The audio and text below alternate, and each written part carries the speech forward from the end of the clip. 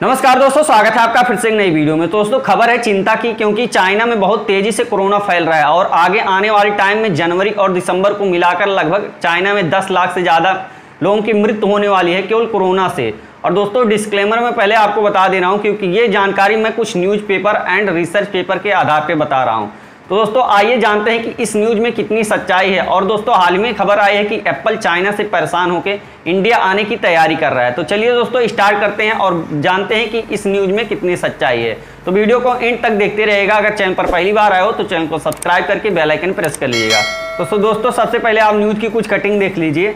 China Covid death toll could near 1 million, मतलब 10 लाख से ज़्यादा लोग मरने वाले हैं केवल कोविड की वजह से। तो दोस्तों अभी पिछले महीने नवंबर की खबर है कि चाइना में प्रोटेस्ट किए जा रहे थे कि शी जिनपिंग स्टेप डाउन, मतलब शी जिनपिंग अपना पद छोड़ो। अब वहाँ की जनता इसलिए प्रोटेस्ट कर रही थी क्योंकि China zero Covid policy follow कर रहा था। अब ये जीरो कोविड पॉलिसी क्या होती है दोस्तों मैं बता दूं, जिन लोगों को कोरोना हो चुका है उनको ज़्यादा देखभाल ना किया जाए, उनका ज़्यादा इलाज ना किया जाए और इलाज करने की वजह उनको क्वारंटाइन करके उनके घर पर रख दिया जाए, बैठा दिया जाए और तब तक उनको ना बाहर लाया जाए जब तक वो पूरी तरीके से ठीक नहीं हो जाते।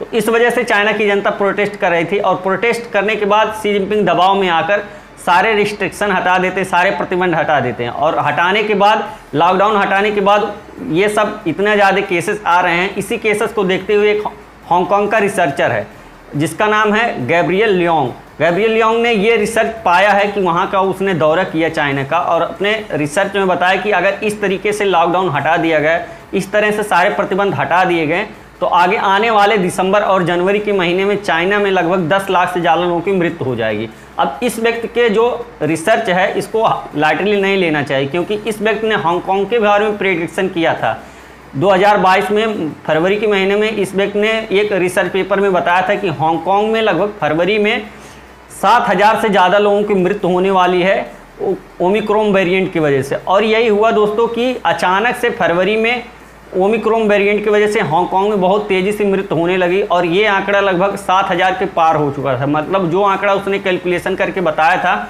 उस आंकड़े को पार कर चुकी थी वहाँ की मतलब मृत्यु डेट। तो दोस्तों इस तरीके से इसकी बात को हम लाइटली नहीं ले सकते। और चिंता की बात इसलिए भी है क्योंकि जब हमारे पड़ोसी में किसी को कोई बीमारी होती है तो हमें भी चिंता की बात होनी चाहिए, क्योंकि अगर उसको होती है तो कोरोना एक इन्फेक्शन वाली बीमारी है और आपको भी हो सकती है।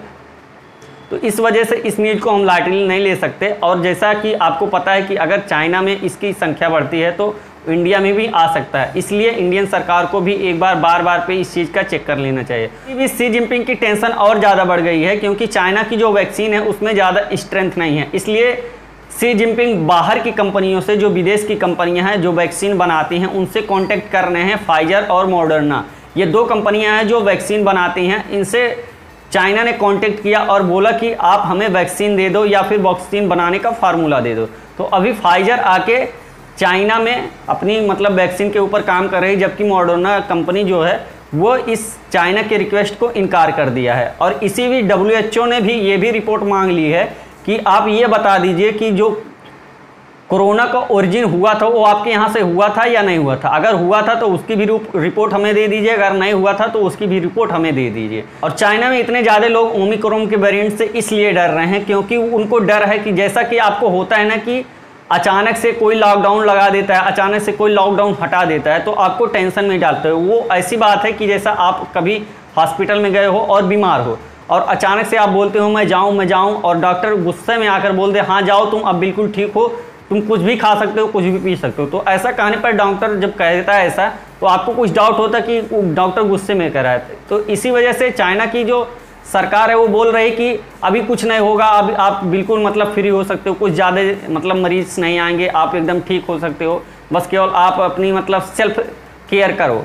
तो और दोस्तों इसी बीच फॉक्सकॉन नाम की कंपनी जो एप्पल के लिए आईफोन बनाती है वो इंडिया आने का फैसला किया है, क्योंकि चाइना में कभी लॉकडाउन कभी प्रतिबंध, इन चीज़ों से परेशान होकर फॉक्सकॉन ने इंडिया में आने का फैसला किया है। और इंडिया में आने के बाद वो तमिलनाडु में लगभग 60,000 वर्कर्स का हॉस्टल बना रही है और वहाँ अपना वर्क पावर बढ़ा रही है। जहाँ पहले 20,000 वर्कर्स का मतलब हॉस्टल बना था वहाँ अब वो इसको बढ़ाकर लगभग 3 गुना कर दे रही है और 60,000 वर्कर्स के लिए हॉस्टल बना रही है।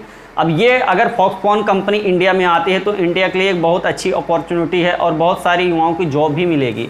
अब दोस्तों देखते हैं कि आगे कौन सा अपडेट आता है। तो आगे मैं आपको अपडेट देता रहूँगा। तो आज के लिए बस इतना ही, मिलते हैं फिर किसी नए वीडियो में। तब तक के लिए जय हिंद, जय भारत।